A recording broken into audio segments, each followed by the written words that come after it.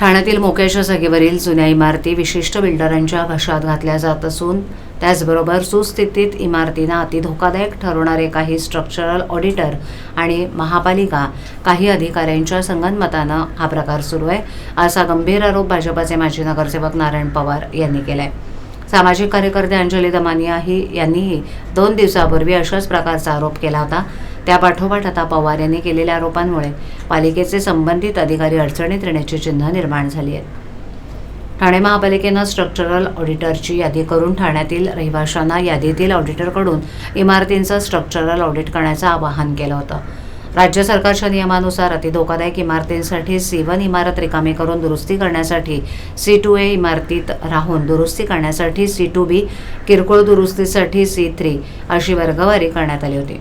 परंतु पालिकेच्या निर्णयाचा सर्रासपणे गैरफायदा घेण्याचं काम काही विशिष्ट स्ट्रक्चरल ऑडिटर कंपनी आणि काही महापालिका अधिकाऱ्यांनी एकत्र येऊन केले। त्यानुसार शहरातील मोक्याच्या जागांवरील सुस्थितीतील इमारती बिनदिक्कतपणे धोकादायक ठरवल्या जात आहेत। C3, C2B, C2A श्रेणीतील इमारती C1 या अतिधोकादायक वर्गात टाकण्यासाठी काही बिल्डर आणि महापालिकेतील अधिकारी कार्यरत आहेत, असा आरोप पवार यांनी पालिका आयुक्त सौरभराव यांना पाठवलेल्या पत्रात केलाय।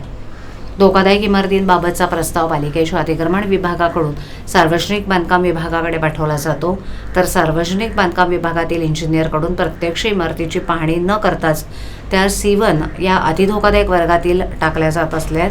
त्यानंतर वाढीव FSIचा फायदा घेऊन स्थानिक रहिवासी आणि दुकानदारांवर दबाव निर्माण करून इमारती रिकाम्या करून बिल्डरांच्या स्वाधीन केल्या जात आहेत।